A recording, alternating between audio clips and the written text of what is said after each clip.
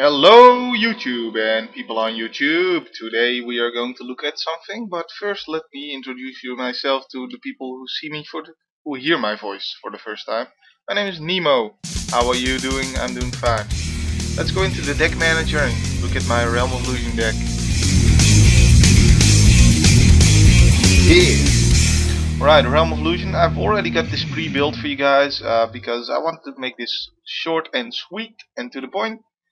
But we're probably gonna do this in 3 stages. Number 1 is the cards we don't wanna run. Number 2 is the cards that we do wanna run, and number 3 is the cards that are kind of debatable because this is the best deck in the game, in my opinion, the best deck in the game. Perfect build is hard to make with this deck, and I've spent a lot of time doing it. But I think my build is pretty much perfect. In fact, I think my build is perfect, but there are some cards that you might want to change, and I wouldn't be that upset about it. But I do think that the way I've set it is pretty much the best way you can set it. But hey, let's get into that later. First thing we want to do with this deck is go back, go into the help and options menu, go to settings, go to advanced, and go to auto resolution and where it says automatically resolve effects of many spells and abilities. We want to turn this off. And then we're gonna go back, we're gonna go back in, we're gonna check, we're gonna do it again, we're gonna double check. Yeah, it's off. Alright, we wanna do that because, well, that's kind of been the thing I always do whenever I run this deck.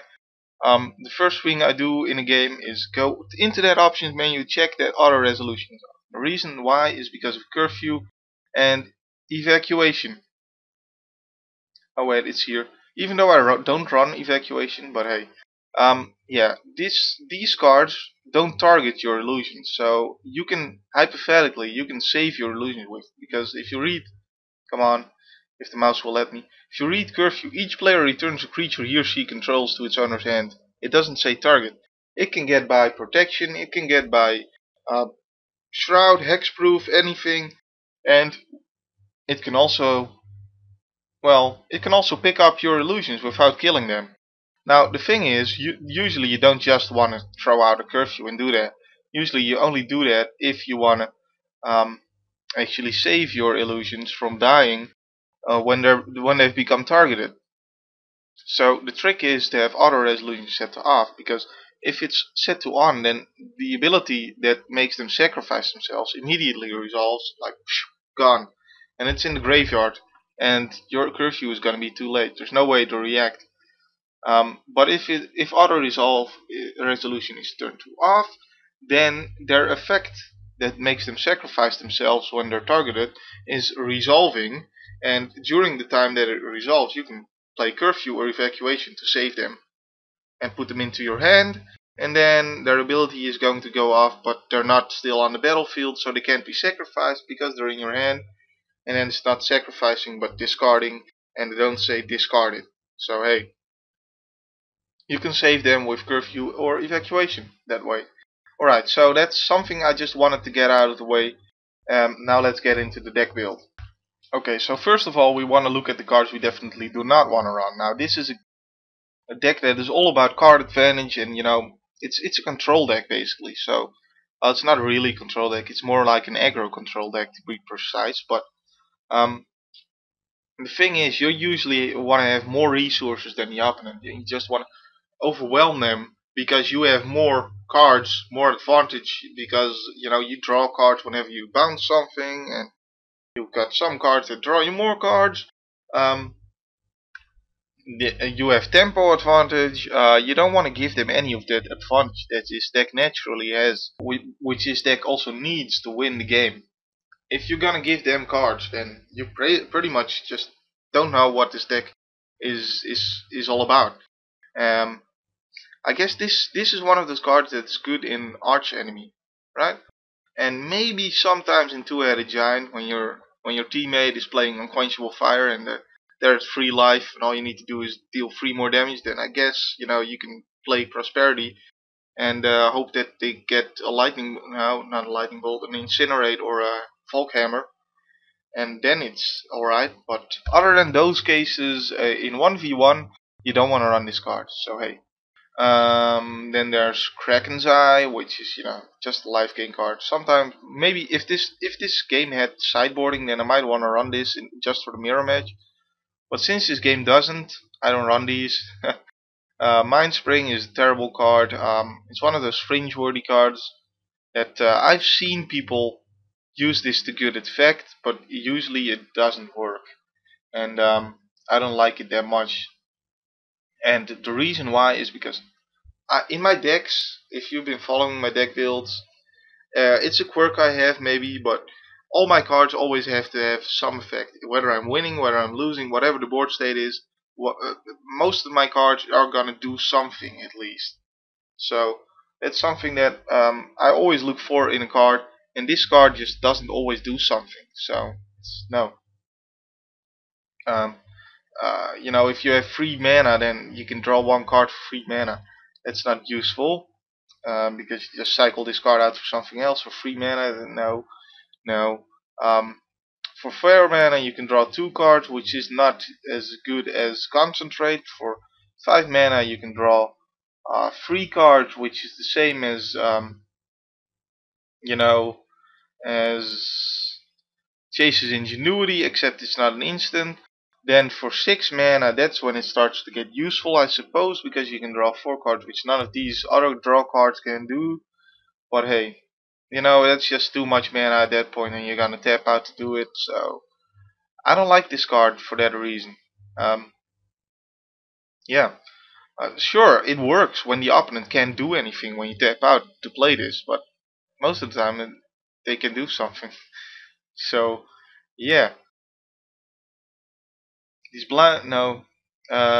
Divination isn't a good card because it's a card itself. So where it says draw 2 cards, you have to actually think it draws you 1 card, because instead of drawing one of those 2 cards, you drew divination. So it costs you 1 card and 3 mana to draw 2 cards. I don't think that's good enough. Disorient isn't good because this deck doesn't have any big creatures. Well, it has air elementals, but hey, come on. It's like, if you had like a Dauntless Dowerbark and you were playing against an opponent who also had Dauntless Dowerbark, and they're both 7/7, and you just, you block with yours, and they think they're trading, and then you play Disorient on theirs, and yours lives and theirs doesn't, then it'd be good. But your deck doesn't have big creatures, so when are you really gonna take advantage of this? Most you're gonna do is just delay their onslaught for 1 turn, and if you're gonna delay their onslaught for 1 turn, then you might as well just have drawn another card, like bounce or counterspell or whatever, basically anything, instead of drawing this, because you're gonna draw another card anyway. You know what I mean? Because you've delayed them 1 turn, and that 1 turn is gonna make you draw another card. So I guess it's sort of cantrips at this point. But hey, if it said draw a card, then it'd be great, because it'd be like a double cantrip at that point, and then it'd be good. But it doesn't say that, so it's not good. Yeah, that was a lot of story right there. Story time with Nemo. Then there's these Phantom Beasts and these Air Elementals and this Drake Umbra, and I feel that these all, they're not part of the perfecting your build process, but they're part of the defining your build process. And I've tried a lot of builds with this deck, and I feel that the sort of a little bit just going for these small dudes that grow bigger and stuff and do stuff over time is better than going all out aggro, and including all of these Phantom Beasts and Air Elementals and stuff like that in the build. So I just found that the other build works better. So it's not really part of the perfecting your build, like I said, but it's part of choosing what kind of build you want to make. And I don't want to make a build that includes stuff like this. I think this deck can do better than that, so I don't include all of these. And then there's the Mahamoti Jin, which is just bad in any build. You don't want to have a 6 cost guy that doesn't immediately win you the game, or has a big chance of winning you the game. Like, just compare them to other 6 drops. There are way better 6 drops. He has really muscular arms, though, I gotta say. I like the art on it too.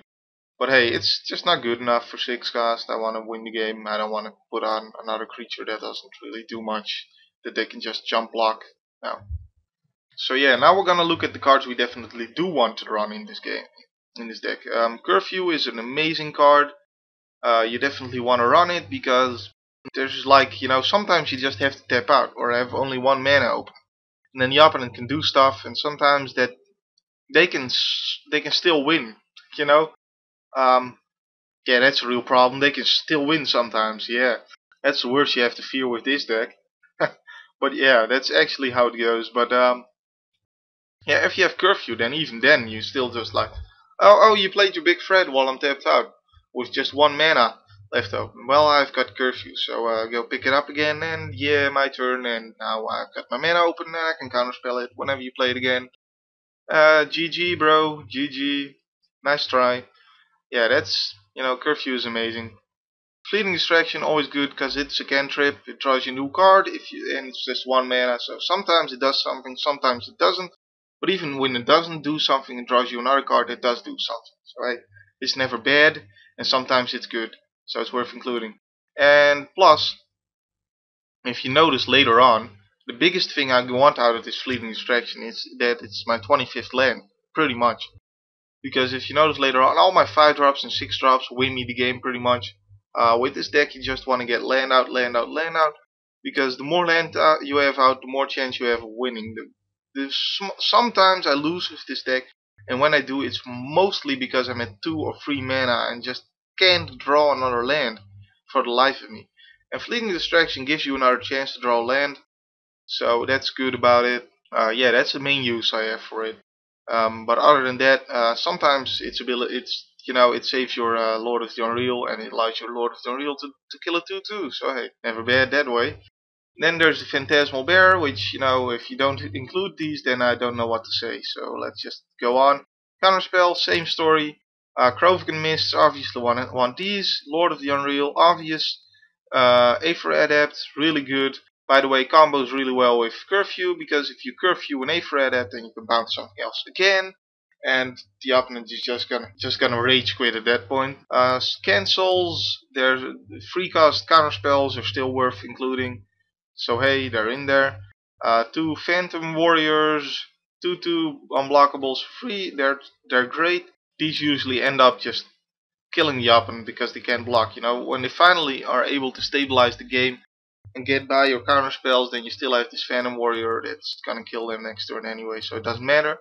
That happens so many times. You don't want to believe it. Repulse is an amazing card. Definitely want that in there. Not gonna talk about Concentrate just yet. Phantasmal Dragon wins you the game, and even when it doesn't, they have to use a card to kill it. So it's always good. Sower of Temptation. Some people call this a sour. Well, I'm pretty sure it's a sower of temptation because it sows the seeds of temptation. You know, but hey, it's a really good card. It's another mind control effect, and only costs you 4 mana. Sometimes you're stuck at 4 mana, and you can still mind control them, or just, you know, it at least delays them a turn from whatever they want to do with that big creature. At least delays them a turn, even if they kill the sower. So even then, sometimes it's good. Just to hope to get that other land drop and be able to cast your mind control, which you also have in land or something like that, you know. Bribery wins you the game. Obvious include, just, you know, it's ridiculous, and this together with Curfew just made this deck a whole heck of a lot better, even when this deck was already the best deck in the game. Jace's Ingenuity, I'm gonna talk about those later. Mind Control is an amazing card. Definitely want in there. It's a game winner whether you're winning or losing. Doesn't matter, because sometimes you just mind control their blocker and you win that way. Sometimes they have a big card and you mind control it and now you're winning instead of them. So it's good either way. And that's really what I'm looking for in these 5 cost cards. Then there's Quicksilver Geyser. Wins me the game whether I'm winning or losing. Same story. Sometimes they're winning with 2 really big cards, and I just end of turn. Quicksilver Geyser. Go! Pick them all up. My turn. Now I've got counterspells ready open, and you are going to lose the game from now on. So hey, sometimes they have 2 blockers I can't get past, and I draw Quicksilver Geyser. I'm like, pick them all up, and now I smash in for lethal. and I win. So it's good whether you're winning or losing.